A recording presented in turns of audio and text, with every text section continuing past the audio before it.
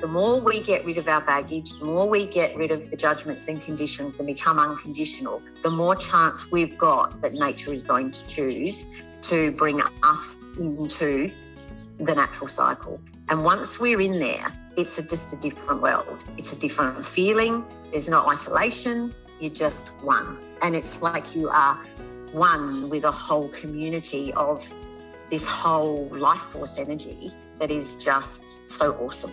The Biological Farming Roundtable podcast helps farmers explore innovative, low-input, regenerative and profitable farming systems. The Biological Farming Roundtable is sponsored by Nutrisoil, an award-winning biological liquid fertiliser made from a big worm farm. Nutrisoil's purpose is to empower farmers to produce life-enriching food. It is wonderful to have the opportunity to chat with Jane today. Jane first started her journey in regenerative agriculture with her father, who was running a piggery many moons ago. Jane and her father developed a business which helped farmers identify gaps in animal nutritional needs by observing preferential feeding. Life changed direction after her father passed away. Jane followed her heart, and her journey has led her to the South Australian coastline, where she now helps people unlock blockages which prevents them from achieving their full potential in the regenerative farming space. Even Jane finds it hard to pinpoint exactly what she does, so we decided to have a chat to explore an element of farming which may be taboo to some. Jane, I really wanted to just have the conversation with you about where you sit in helping people in regenerative agriculture. I know that you work with a lot of regenerative agriculture farmers, and you work differently with every single farmer, so it's not something that we can generally explain. But I thought, why don't we just have a chat, and some things will come out that might just hit home for someone and get them through that next level that they're kind of wanting to peep over. I think sometimes we're in our little box and we're looking over the edge and we don't quite know how to climb over that edge. And I think sometimes that's probably very, you help people do that. Would you think that that's similar to what you do? Yes. Yeah, it is. It's sort of like trying to, I guess there's so many different, I'm struggling to get words out at the moment, but that's okay. It's quite challenging, I guess, for many people. We're in challenging times. We're in times where, what used to be maybe isn't anymore, and we're sort of opening up to something that is maybe very foreign. The way I understand it is probably more going from an artificial understanding to a natural understanding. And yeah, because of that, that's where probably when I'm communicating sort of one-on-one with someone, I'm really just sort of tuning into that environment and that person. And it sort of then, when I start to sort of talk in that way, it makes it easier to have a conversation rather than sort of being really bored and trying to sort of capture, that broadness and trying to hone that into something where it becomes more focused. I don't know if that's making sense what I'm trying to say. I'm just sort of trying to, reel it in. But it's going from artificial to natural. There is going to be a transition, and it's not something that you can just go from one scenario to another, just turning everything off. Probably why I do work with the people is because I feel the greatest part of it is getting the people to understand what it is that they're trying to maybe let go of and open up to. I think you working with the people helps them to change their farming system, but it's often not the farming side that you're always talking about. How do you start working with someone? When I start, it's initially just a bit of a general discussion, just to see what it is that the person is sort of looking to achieve, where they've been, where they're wanting to get to, maybe why. And then from there, I do need to get permission. So I do work remotely, so I don't necessarily need to step onto the farm. So I will get them to send me a map. And from that map, I then have an area that I can work within. And from there, I just get guided to wherever it is I need to start, and then away we go. I never know what's going to come out. Does someone always have a map, or do they draw it? Usually they can go onto Google Maps, and I think that's where I'm not very tech savvy, but sometimes I'll get maps like that. Most people do, and sometimes they don't, but if they don't, we just work around that.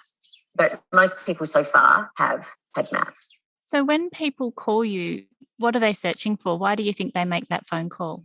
I feel that they have an inner knowing in themselves that there's something better, but they are struggling with that, and then knowing how to work with that and transition to where it is that I believe they know they need to be. You know, we're living in a world where I guess there's certain maybe visuals and expectations, and that can make it very hard for people to sort of just go, well, hang on a minute, why am I getting this? Why am I picking up on this? What is making me feel like this?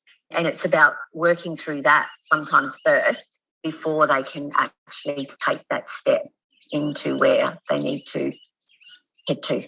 Is it a little bit like we've told ourselves a story and those stories have built up in our youth? Could I liken it even to the beginning of timeline therapy? Yes, because everyone's different, and whatever people believe. I don't, but it's like people are being made to believe something that's not really who they are. I'll liken it to, you've probably heard me say, Nakala, how I say judgments and conditions. We have these judgments and conditions that are put on us. We have expectations. We're supposed to sort of behave in certain ways, or, this is the way that we've grown up. This is what we're supposed to believe in. But sometimes that doesn't quite sit with each individual. And it's a matter of really being able to lift some of those things off and actually get to the core of, well, what is it that is at that person's core, and then work with that rather than a bit like peeling an onion, taking those layers off. So I guess we can say the authentic self, and then the authentic self being the one that is actually driving the move that's going forward. It's kind of like wiping the slate clean, isn't it? So as a baby, we come out and we don't have these judgments and we don't have these conditions, but they have been put onto us, and you're helping that person sort of rebirth themselves without being too, in a roundabout way. Yeah, it's just taking some of those layers off, and I don't take them off. I'm just helping the person I'm working with, helping them to understand what it is that they need to know so that they can set themselves free. I think it's one of our biggest challenges is mindset. That's the common word that we use, changing our mindset or changing our paradigm so that we can excel in regenerative agriculture. And that takes a long time. Like, we know that our thoughts control our feelings, which control our actions. And that actually breaks down into the steps that you take in managing your farm. So it's that core of thoughts that you probably start working with people, and those thoughts have to be their thoughts and not others. And you've got to kind of get in there and find those thoughts, because sometimes they're so deep. Yeah, more often than not, they're actually locked away. They're hidden, and they need to be exposed because they're important. And the other thing, it's a lot of what locks that away is a lot of it is fear-based. And then it's fear of being able to take that step forward. As much as somebody might want to, it's like, I really want to do this, but I just can't do this. And then already they've created that. Well, they can't do this, so they can't do it. So once you get to that core, then there's like a desire. And for everybody, it is a bit different. So I find it a little bit challenging at times to work with certain words, because one word might resonate with one person, but not resonate with another. And this is when you're having a one-on-one conversation with someone, you can work with words that relate and that person can relate to. But there's a strength that comes from within. But if that strength is locked away, how can that strength be harnessed to be able to take that step? And it is a strength that is needed. Without that strength, we can't move forward. Going back to how we find that strength. You talked about fear being a common thing, and I can think, okay, well, fear of failure, fear of being profitable, fear of not being able to provide for your family. But there's also there's a respect that we don't want to change drastically what our parents have taught us, because they've molded us. And if we love ourselves, then we love all of that. We love how we've been put together with all of our experiences. We love our past and our culture, because without that, we'd feel pretty bare and we wouldn't feel very deep. So we've got to break through not only fear, but do it in a way that we're not offending others or wiping our family's experiences away. Yeah, but is that then just it's a fear of an unknown, because you know what you've grown up with, but you don't know what you haven't grown up with. You're right. It's not easy to step out from that. And even within a family, I know when I started to open up to who I am today, and, who I am today in hindsight, I didn't know. I sort of had a knowing, but I didn't understand that knowing as much as what I do today, and I still don't probably understand it for what I might do, years down the track, whatever. But it was challenging to bring this out in amongst my family and show who I truly was. It really was. And it was like, how do I do this? How do I say this? What do I, are they going to understand? And my way of doing that was I actually had to, not that I'm saying this is a good thing for anybody to have to do, but I actually left home because I felt, I guess, controlled. I didn't know that then. I know that now. But I felt controlled because I was expected to behave in a certain way, and there was nothing wrong with that. I have total respect for my family, but I just needed to be free. I needed to just be free to just find out and find out who I was. And the funny thing is I ended up being taken in by this really big family, and I just loved the big family. And I grew up in a big family, but we probably didn't really spend a lot of time with cousins and extended family. And this family that I ended up staying with, they did do that. And I really enjoyed that. So it was something that I needed to experience for whatever reason. And I still have a closeness with that family to this day. But although I was there's 5 siblings, so it's a fairly big family, but it didn't have that extended family. So, yeah, I don't know where I'm trying to go with that, but it was, and then but I learnt things by just being able to be free and not feeling like I was being controlled. And from that, my journey sort of, I guess, began to where I ended up and where I've come to today. So I've been able to look at things from different perspectives. And it's way more than that. There's no way I'd be able to speak about all that in depth today because, there would be heaps to talk about all that. No, I understand. I think of friends who I have who I love and respect, and I love to be around them and be in their family because it's a different culture to mine. And I love my family, but it's my culture. And I keep taking away parts of that every time that I spend time with them. But I still feel, whilst I go, I wish that I was as expressive as that. I wish that I could let my barriers down or my potential to be higher, to let go of controlling things as much as they can.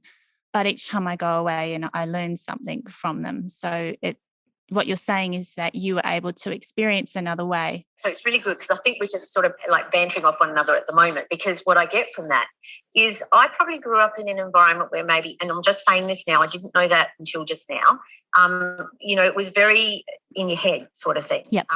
Whereas the family that I felt connected to was just very heartfelt. It was just all heart. And it was just, everybody was sort of one with one another. And it wasn't all, So, and it's funny because that's where I've ended up being today, it is about getting out of your head and getting into your heart. When I start to talk like this, it feels more natural to talk like this, sort of coming into this conversation. It's like, okay, how do I bring myself in to, what we're sort of I guess, working out we're going to be talking about today. But it is the biggest part of what I do when I'm working with people is helping them. How do we get out of our head and get into our heart, let go of all the information that we may have acquired? It's not to say that that information isn't worth anything, or, you know, it's not being valued, but how much of it do we need? How much of it don't we need to be able to move forward? And it does block us. It stops us. Whereas when we just sort of just be in our heart, it's just different. We start to look at the world from a different perspective. You know, you go negative, positive. I know that, you know, and probably most people would relate to this at the moment. There's, you know, what's outside of you. There's a lot of negativity.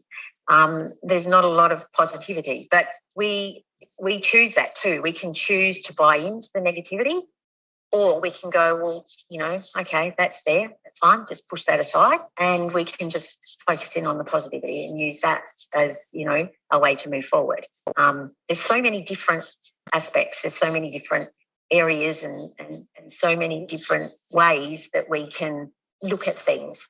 And again, should we be looking outside of ourselves? No. Do we need to start looking in ourselves? Yes.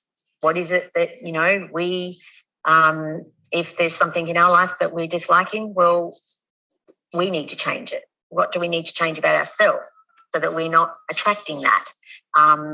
It's up to us at the end of the day. We're the masters of whatever we have created in our life. So we are the masters to change that, and we can create in our life whatever it is that we choose. It's not necessarily about what's going on outside of us. And then we start to look at things and we can start to go deeper.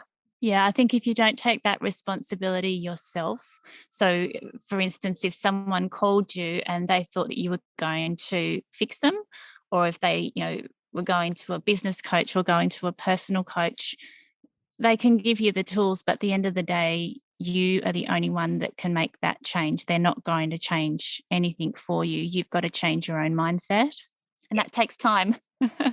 Yeah, because you said that a little bit before. I said it takes time. Yeah. There, you know how I work with my yes, no's. I get a no. It doesn't have to take time. We think it takes time, but it doesn't have to. So there are ways of navigating that differently so that we can get to where we need to get to quicker. Tell us. I don't know. I don't know what the answer is, but I guess it is taking that responsibility. When somebody really is ready, when they're really ready and they feel that this is, you know, this is what is, you know, it's like a missing link, or it's a piece of the puzzle that is needed, or whatever, they're ready. And you can go from, you know, A to B as quickly as you choose. It's the understanding that probably, I need to know why. I don't need to know everything, but I need to know why I am being asked to do something and what is the reason that I'm doing that. So when some information can come through that can answer that why, or, you know, just give answer that makes sense to that person, then you can just let go and move forward. Do you think because we're so busy in agriculture, we've got the cropping season coming up, we have to get the crop in, we haven't really had time since harvest to sit and work on ourselves, that we just dive straight back into the way that we farmed before? Is that a common thing that happens with people you work with? Yes and no. Yes and no. I think there's a fear that if we don't do it that way, and money's a big, you know, like you said earlier on, there is a fear of failing. Whereas if you keep doing the things that you know, well, that's okay. There's also the fear of being different. You know, if everybody around you is doing things sort of like in a certain way and you're doing something a little bit different. But it doesn't need to be like I feel like I want to say scary, which sort of sounds a bit silly, but it doesn't need to be a scary process. You would just start with something, and then, I don't ever work with anybody right across the whole property. I'm normally guided to a certain area, and there'll be something, and it was like, how did you work that out? There'll be something. It'll be either the worst paddock on the farm, or it'll be that there's always been a problem with that paddock or that area or whatever. And it's a matter then of just working through that. Well, what is going on here? And at the end of the day, I'm helping people to work with nature, work with a natural environment. It's very different to coming in and saying, well, this is what we need to do, because this is what is the best thing to do to grow that particular crop. When working with nature, you're working with the natural elements. You're working with, okay, what is going on here? And people that work with me totally understand. We're asking questions. We're connecting with the natural intelligence and working, to understand what it is that is needed. Why is that going on? What is it that needs to be done differently? And that goes to the whole ecosystem, which is the whole microbiome. It's everything working as one. So you can't just go and pull one section out and go, well, okay, we need to do this, because that's not, it's not working with the whole of the system. We might start in one area, but we're still sort of working then, well, not sort of, we are working to encapsulate the whole system. What does it need? What is needed to get that system generating, to get it so that it is cycling the energy that is available in a natural system?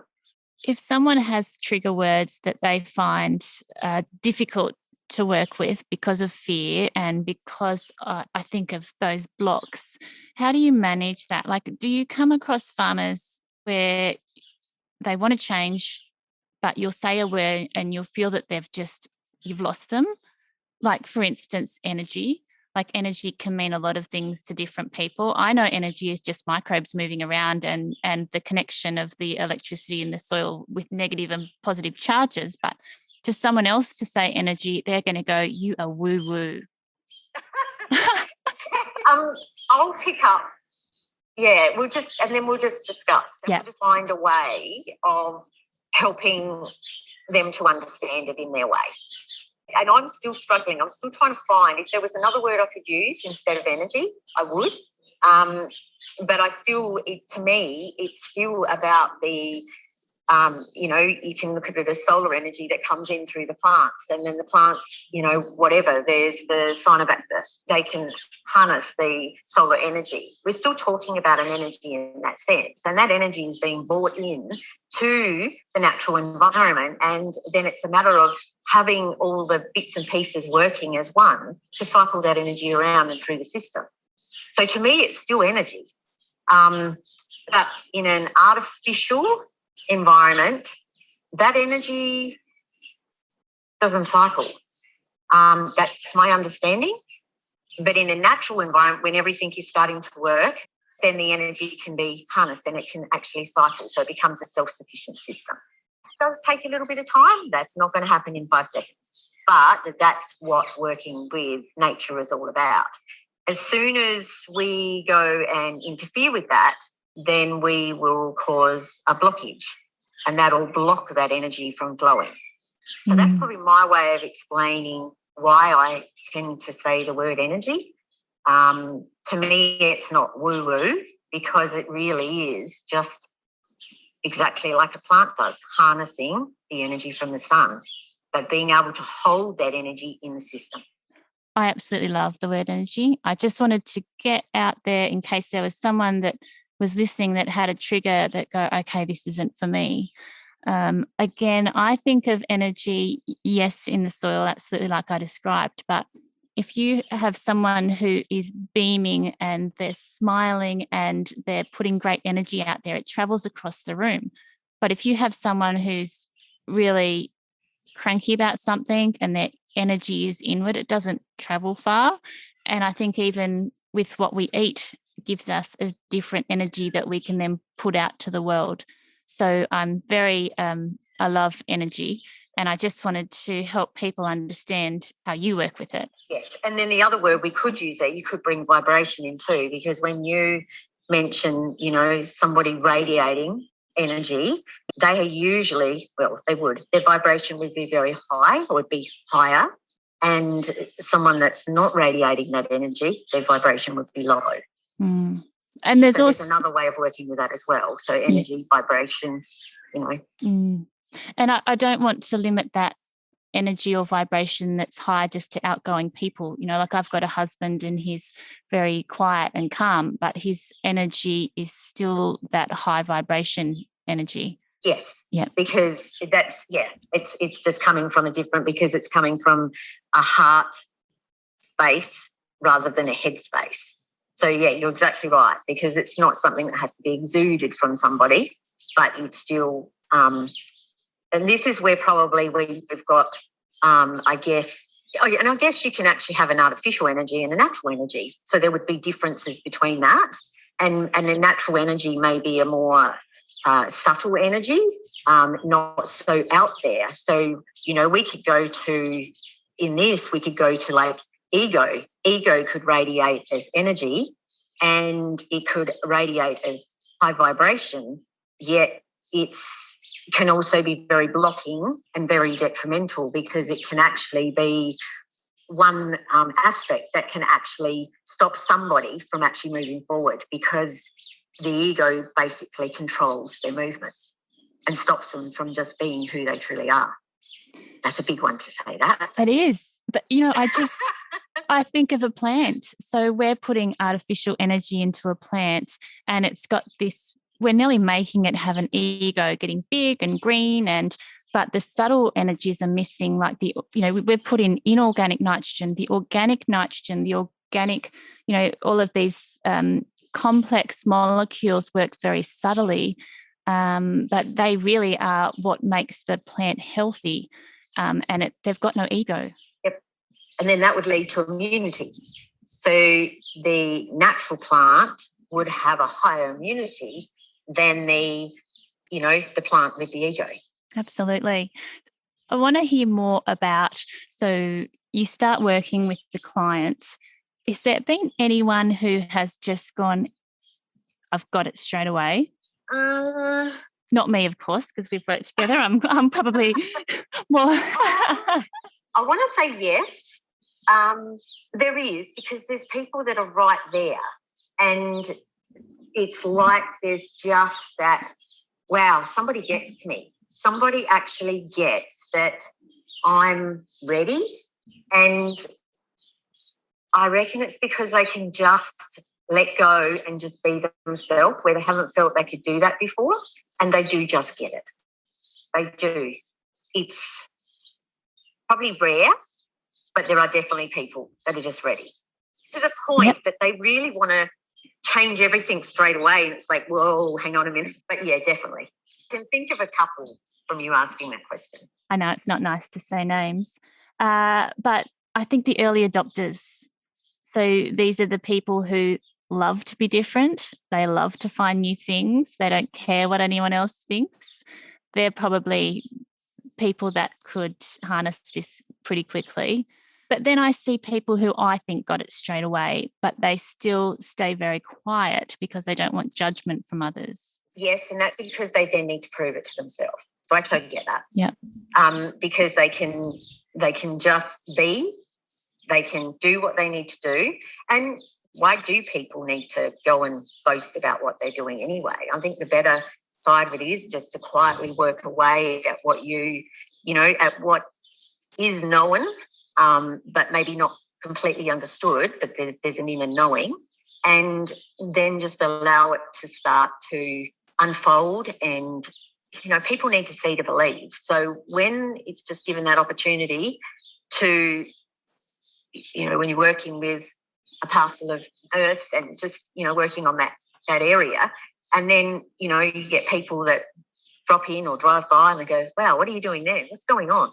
I think there's more in that than actually boasting and saying, oh, I'm doing this, and I'm doing this, and doing this. And it's almost like you're setting yourself up for failure. Whereas the other way, it's like it's coming from a whole different space, because it sort of gives more, I don't know, gratification or something. It's like, oh, wow. So there is something going on there. There is something in what is happening here because people are able to actually see it. Well, it goes back to being your authentic self, and being your authentic self, you just work within what you believe, and you don't need that, the external approval of others. But then we've got activists, and I think of Zach Bush, and he's out there and he's flying the flag for regenerative agriculture, and he has made big mind shifts in people. So there's definitely people that we need, spokespeople, but we also need these farmers to be successful themselves so that they can then show that to others. Yes, and I think once they get through that and they can see the benefits in what is actually showing through visually, then they actually feel within themselves that they're quite happy to speak up, and they're quite happy to open up to the rest of the world. It's not easy to explain though.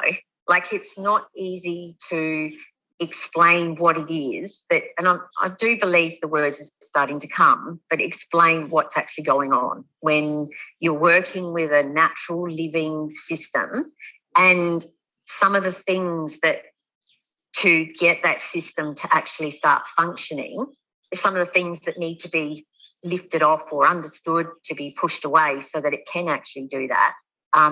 It's not easy to explain that. So sometimes that can be like, well, okay, how am I going to explain this? And most people want answers.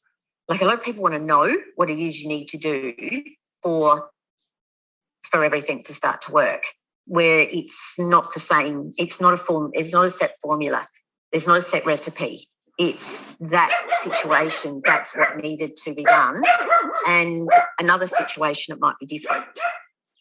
So I think that's why it's a little bit difficult for people to just come out and go, well, this is what I'm doing here and blah, blah, blah, and I did this and I did that.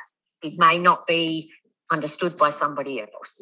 Like saying the word energy, what we said before, some people get it, some people don't. Well, some of the work that needs to be done, some people will get it, some people don't. It's only the people in that environment that need to get it. And people in another environment will understand it in a different way. I wish I could edit my little dog out barking, but I can't get to her because I have to stay near the microphone. Doesn't matter. I think we're working with nature. So we're going to have really good seasons and we're going to have really challenging seasons. We're going to have time where we're not as comfortable with the ground cover as what we would like to be. We're dealing with animals where we have to make sure their welfare is looked after. And we're dealing with family businesses, which don't always think the same. So there is no right recipe that one farm can follow. No, there isn't. And there's no set recipe in nature because it's always changing. We just look at what we're dealing with at the moment. Would you really have thought 5 years ago that we would be getting permits to go from state to state, that vaccination would be a question whether we could move around or not, wearing masks in shops, roadblocks? Sometimes I think I'm in a science fiction movie at the moment. It's a bit like that, isn't it? Is it what we've created though, or is it what's been created? I don't know. Can I test that question? I'm going to ask you, Jane, have we created the environment that we have now? Yes. And can we turn that around? Yes. So what are we going to do? Tell us some real life examples. Can you tell us some of the clients that you work with and what they've changed? Probably the biggest one, and I don't want to be talking and saying that, people should be doing this or people should be doing that. People will do whatever they feel is right for them. But I would have to say that one of the biggest things is not using chemicals, or not using the quantity of chemicals that they used to use, because their biggest fear was getting sick from using the chemicals. So that would definitely have to be one of the biggest. The other is, rather than growing monocultures, growing multi-species and seeing the difference in those. I mean, you've got the different diversity of plants growing, like just how things change. Christine Jones does a wonderful talk about functioning soil, and, it's also true and correct that the more plants you've got growing. The other thing is starting to actually love what people call weeds, which I will call indicator plants, because they're just indicating that there is that soil is needing something, or that plant is needing to grow in that spot to do something, which is just part of a natural system that is trying to heal itself. Just looking at the way it changes, like to grow a multi-species where the crop is not uniform and it's, what a lot of farmers will say, oh, it looks messy because it's not all neat and straight across the top and grows so high and whatever. It's, and just getting used to that. And then turning around and saying, I really like the look of that. It just looks so natural, or it just looks so good. Those sorts of things. And then it's the change that they go through in themselves. That's the bit that I really resonate with, is how much the individuals change as people. I just see them starting to shine. They just, I don't know, they grow, they have a different way of looking at the whole environment, looking at the world, possibly even. I can't speak for other people, and I never will, but they're just the things that that resonate with me. And just, I guess, a lot of those judgments and conditions lifting off, which are just learnt behaviours, that's all they are, and just realising that they're learnt behaviours and that you don't need to continue to work with them. You can find ways. And, hey, that's not easy, because we've learnt certain patterns. We've learnt, things that as we've grown up and how we've related to other people or the world or whatever, and then going, well, hang on a minute, do I still want to relate in that way, or do I want to look at it in a different way? So becoming more unconditional. And we're only human. We all make mistakes, but being able to recognise that and go, oh, okay, I'll do that a bit different next time. I'll try it this way. So being able to pick up on those things, which is really just being responsible to self. I think sometimes I have a barrier where I say I'm busy, and I use busyness as an excuse, because I know when I can sit back and do my meditations and make sure I'm eating healthier, I've got the time to organise all of that, and to really not be going one job after the other. I think a different energy comes in when you're very busy. Yes, like an adrenaline. Yes, yeah. So I energy test that with you and say, is that just an excuse? Do you see people who are extremely busy who can stay in this heart centre? Yes, they can. Is it just an excuse? No, you can stay in there. It's learning to do that, though. It's like you can feel it, that you're just working from your heart centre instead of sitting in your head all the time. You literally need to empty your head out, and you need to get rid of all that clutter. And do you think that's where meditation comes in? Like, do you recommend that to people? Well, everyone's different, because I'm probably not really a big one in meditation. No, I didn't think you were. But other people are. And, it's whatever works for each individual. If I just go off and just be out I just go off for a walk, go out into the paddock, whatever, be out in nature, that's enough for me. But other people, they do need to quieten their minds. So we've all been put together a bit differently. And as a result, it's up, each individual finds a way that they can do that. And we do need to. We need to change the way. We do need time out. We need time out for ourselves. But my time out might not be the same as what your time out is, because I might be busy doing something, but I might love what I do. And so to me, that's time out. I see that. I see that in people. Yeah. I think it's when people are doing something that they don't really enjoy doing. Like, if you don't love what you're doing, then you're in the wrong place to start with. Yeah, I don't like cleaning my house. So you should pay someone to clean your house. I do. Because there are other things that you love doing. And if you're doing those things, then you're better off doing that. And there'll be somebody that actually will love cleaning, and they'll be grateful that they can get to clean your house. Yeah. Because that's what they love doing. I love having a clean house, but I find I get very distracted while I'm cleaning. I constantly just want to go outside, because I'm just an outside person. So, yeah, please don't think I live in a pigsty. I don't. But I can relate to what you're saying, because I would rather be outside, or I would rather, be doing what I love doing. Yeah. And and yet there's other people that love cleaning. That's their thing. Oh, yeah. My mum is a classic. Yeah, we've talked about her. Yep. And she loves it. She loves it. My mother-in-law the to same. her, she'd probably be rather cleaning than, don't get me wrong, she loves being outside too. Yep. But she loves cleaning. And to her, that somebody else might look at it and say, oh, you're a tonic, or, you're always cleaning. She loves it. Yeah. So to her, to my mum, I would say that isn't seen as something that is, taking time out of her day, because it's something that she just loves. Yeah, so she's find doing what it from you her love. heart. She's not doing it from her head. That's what it is. So to go into your heart, make sure you're doing what you love. Yep. That's a good point. We've reversed this conversation a little bit, Jane. How did you get to be doing what you're doing now? Where did you come into this? Well, I've always been involved, like my family has all been tied in with agriculture, and I started, like my dad started off with intensive piggeries, and from that, and I sort of was a little bit sort of working in that for a bit of time. It wasn't sort of something that I probably felt, I didn't probably enjoy that. I didn't know that. I was only young, but it wasn't, I used to think, why are these pigs in these intensive sheds?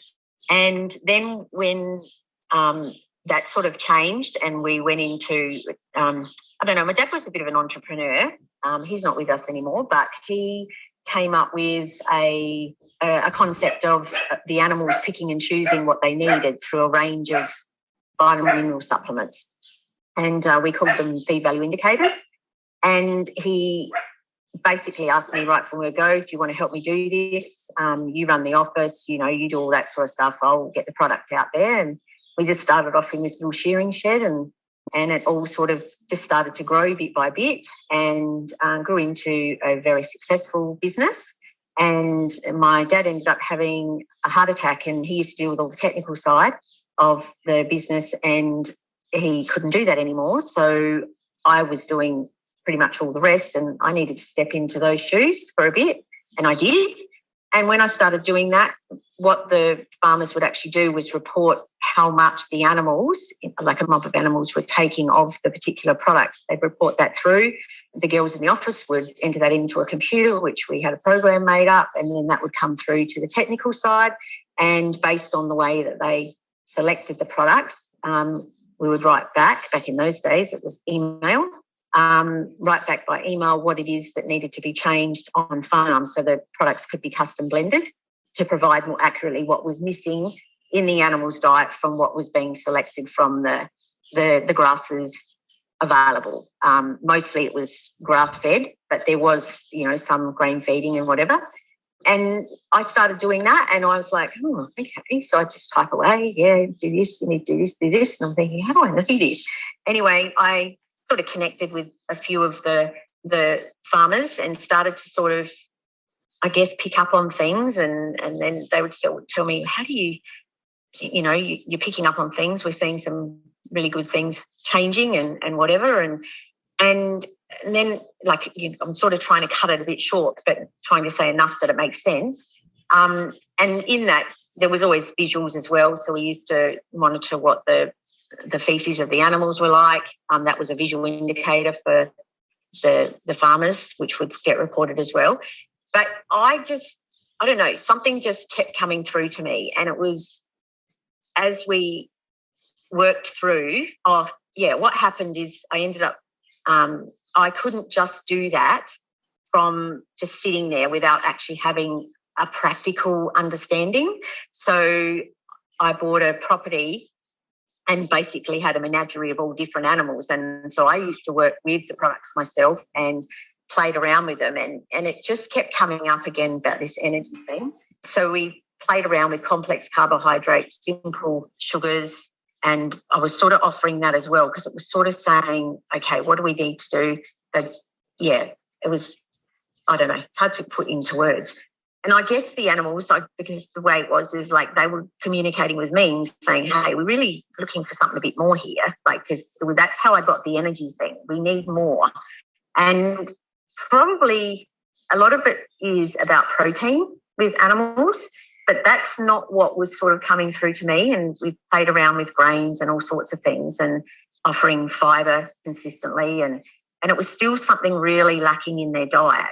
And so then I learned about harnessing and working with the energy. And when I did that, the animals started reacting quite differently. And then it sort of was like, okay, this is about, I knew that they knew what they needed to do. I always knew that. But it was like, how do I help the people to understand what they need to change so the animals can do more what they need to do? But from there, I just got guided to go work with the people. And when I started working with the people, so this is sort of how it all started with the Haggertys, with Di and Ian. And mostly it was Di that I worked with, but they were working with the feed value indicators. And I used to also think, oh, this is just too difficult. Like, there's so much work involved in doing this. How on earth are the farmers going to be able to do all the things that they need to do, plus offer these products, record them, which was weighing them, report them on a form, send them through. It's just too labour intensive. Great results, but too labour intensive. So I thought Di was pretty open. I was pretty open. We were both very raw. And we thought, okay, let's just try something here. And I got that I needed to work with the people and help them to understand something. I didn't know what I was doing then, but I just followed the guidance I was being given. And what happened was the animals stopped taking all of the products. And it was like, oh, this is a bit weird. So I did some more work did my energy work with Di and with Ian, but more so with Di. And then from there, they'd sort of go, something would change and the animals would start working the products again. And it was like, okay, so I'd do a bit more work. And it was very different then to what it is now, but because that was the starting. And from there, I basically got the nod, you don't need to do these products anymore. And it was a good business. I worked with farmers all over Australia, but it just wasn't right anymore because to me it was artificial. So to offer those products to the animals was still an artificial way of providing what they needed. So I basically closed the doors to that company and I was guided to just go out and work with people. I also felt very strange because I didn't know how to explain what was going on with me and why I was picking up on all this stuff. I found that I was getting a bit drained as I worked with people because I hadn't built resilience. I didn't really understand what was really going on. So in closing that, I was able to then go out and I did move to Adelaide. So I was living in a city environment and I just worked in a retail shop. And with that, I was able to start to build resilience, to turn off what it was that I had opened up within me. And yeah, because I needed to turn it off. It was just too much. I was picking up on everything and it was not driving me mad, but probably a little bit driving me mad. Was it painful? Pardon? Was it painful? It wasn't painful. It was draining. Yeah. It was just draining. And I just walk past people and I just pick up on stuff. And it was like, what on earth is this? And it was like, you need to go tell that person this or whatever. And it's like, I can't do that. But then every now and again it would feel like I did need to say something. So odd times I would, especially when I was working in the retail shop. I had put my walls up and every now and again somebody would walk in and I'd go, oh, I can just feel this, and it'd make me cry. It would just be overwhelming. A couple of times I'd go to these people and, I'd just say, well, I'm picking up on this. I don't know why I need to say this, but blah, blah, blah. And, it was amazing what would happen because it just changed those people's lives. And that then gave me confidence again and all through this, I'd still kept connection with Di and Ian. That was still something was just going on in the background because it just was. It was so new and raw, but it wasn't something that we probably could speak about because we didn't understand it ourselves. And, and then from there, I don't know, I've learnt to build resilience. And then when I moved from Adelaide to where I am now on the Yorke Peninsula, basically the day I arrived back here, the day we arrived here, I received a phone call from an old client from 12 years previous, and they basically said that they wanted to come and see me. And I'm thinking, oh, that's a bit weird. Why? And I did also put it out there. I don't know what I'm doing when I'm moving there. Whatever I'm supposed to do, bring it to me. And, so they ended up coming over, visiting me, and what they needed to let me know, which is probably what I needed to hear, and it can probably make me feel a bit, I'll do one of those things. There was a paddock that I worked on, and they said that they needed to just explain to me, because I didn't know how to, at the end of closing business, I tried to work energetically and charge a fee for that, but I didn't feel comfortable doing it. And, people just thought I'd gone probably a bit strange because I couldn't explain it. So, but with this particular paddock, I did this work, and I can remember the name of the paddock, and even could remember the name of the paddock when the people came to see me. And they said that they just needed to catch up with me to let me know, even though it was 12 years later, they felt guilty because they had never let me know that one paddock that I worked on, to this day, the animals will always have a preference to going to that paddock. So I guess it helped me to understand, there was something in what I was doing. There's something in the knowing that I had. So I needed to open back up to it again, and then just see if I could do this with other people, not just working with Diane. And that's basically what I've been doing the last 4 years, and it's just been amazing what has happened. It's something that I don't put anything out there. It's just word of mouth, and the people that I've met, and now that I actually can, there's anyone in South Australia, I've actually been able to go on to their farm. I do a farm visit, and it's just been awesome, and it's amazing the changes that are taking place. Absolutely amazing. I'm amazing myself. Yeah. You've amazed us at Nutrisoil. Like, you work with the team at Nutrisoil, you work with the Nutrisoil family, you work with our worms, our beloved worms, and we have climbed stairs we did not think we were going to climb. And I speak to other people who work with you, and you have different conversations, I think, and there's a understanding that we can talk deeper and we can expand further. I think it gives permission. So I heard Nicole Masters on a podcast the other day say that she was out in the field. It was a podcast with John Kempf, and she was out in the field, and she could hear something coming behind her, and she just stopped and listened. And she says this story much better than I can, but bison came over the hills from ancient times. And she said I'm getting tingles now, so it's just flooded me. Yeah. And then when they passed her, she felt the wind of them passing her. And then she heard a voice that said, thank you. I know. Thank you for being here. And I just felt like that took me another level to hear Nicole say that, and I let her know, and she was very thankful. But to put ourselves out there, that there's an extension to what we currently think, and it can take us another level. I'm all for it. Yeah, like in our physical world that we live in, we are so disconnected. Yeah. We are so disconnected from what the true possibilities are.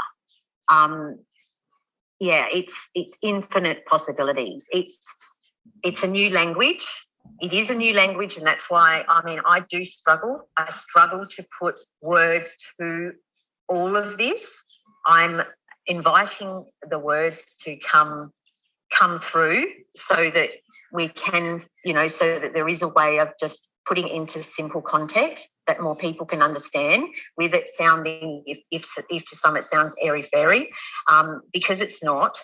It's the way that nature, it is what nature is. And instead of us trying to control, we need to just, the other thing is, I will say that now, is like civilization is pretty disconnected from nature. So one thing that I actually feel is I feel like I'm one with nature. I feel like that I'm in there, I'm in that cycle, and I am just able to sort of, just connect, pick up on, it doesn't matter which aspect, whether it's the soil, the plants, whatever, is just read into that and just work through, okay, is anything needed? If it is, what is it that's needed? And just trying to work with the most natural inputs we can. There is a transition, And it varies. It varies from paddock to paddock. It varies from season to season. But just trying to find some way that we can just that's probably why I work with the people, because if the people are disconnected, then my understanding is that nature chooses us. We can't choose nature. So the more we get rid of our baggage, the more we get rid of the judgments and conditions and become unconditional, the more chance we've got that nature is going to choose to bring us into the natural cycle. And once we're in there, it's just a different world. It's a different feeling. There's no isolation. You're just one. And it's like you are, which is where I sort of started in the beginning. It's like you are one with a whole community of this whole life force energy that is just so awesome. And you can't do anything but respect it, because it's like you have to. And it's not because you're being told to. You just do. I think you've just ended the podcast, Jane. That was amazing. I think like infinite possibilities is a word I picked up on. Speaking from the heart, even if you struggle to believe it, but it feels good, it feels right, you've got that gut feeling, if you let yourself believe it, it can take you to another shift and it can expand you further. And I think that's how I work with you. I could be closed-minded and say that's not how it is. But when I sit with it, I enjoy it and I feel it, I expand. And that's a song that we use use it all the time at Nutrisoil. Darren, my husband, wrote it. It's about expanding your mindset, expanding your heart. And that's what you help people do. And that just flows into how they farm. Yep. Yep, definitely. I think we should wrap up, Jane. Gosh. I have no idea how long we've gone for, but just to keep, doesn't matter. It's been so good talking to you, and I hope that this gives someone just a piece of expansion that they can then learn to work with nature so that our land is regenerated, our food is healthy, and our people become more one with nature and community. Yeah, because it is infinite possibilities. We just need to open up to that. What has been may not be, and what will be is going to be the new way of living. And that's probably why all this stuff's going on. There's all these roadblocks, there's all these blockages. We just need to let go and open up. Right. And the dogs agree. Please follow the Biological Farming Roundtable podcast. Share it with your friends and networks. I'm Nakala Maddock and I work at Nutrisoil, a liquid biological fertiliser made from a big worm farm whose purpose is to empower farmers to produce life-enriching food.